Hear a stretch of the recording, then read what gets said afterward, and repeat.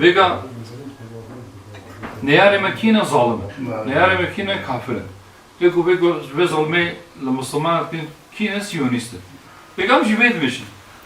Em van gotina zeyde bikin ve be ümidi teke be navama. Ne hav cevap gotina? Rasta. Em bunlar bir imana. Eri hatayı metevahına. De çıkaş mahat eme ego hataken eme destevaj ve hatayı bükşin. Dur bir şey mi vardı? Tamam ben bayram ben Başkan da şimdi.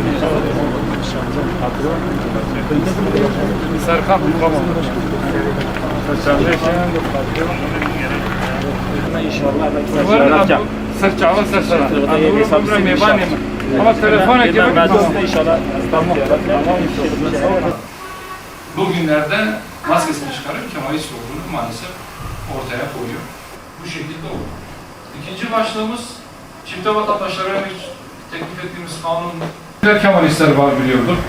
Milliyetçi Kemalistlere de alışmıştık ama bunu ulaştırabilmenin imkanlarını yani bolca hissetmediğimiz için oluşturalım istiyoruz. Bu yüzden işin esasına mümkün mertebe girmiyoruz. Zaten gerçi yeni anayasayla ilgili ne istediklerimiz parti programında çatır yazıyoruz. Bir de şöyle bir şey var başkanım. Yani mesela gidiyorsun şeyden mühendislerden yapıyorsun başka yerden ücüzü. Gitmedeki en bir şey. Bunun için belediye kendi otobüsünü çıkardığı için hiçbir masrafı yok. Kendi cebinden karşı zarar değilse vatandaşına hizmet ettiği için. Şuradan mı? Yok, en geç senede bir kez ama mümkünse senede iki kez görüyoruz. Ama her gelişimizde belki Başkanım, Allah razı olsun. Çok teşekkür ederim. Çok sağ olun. Her zaman bekleriz. İnşallah her zaman.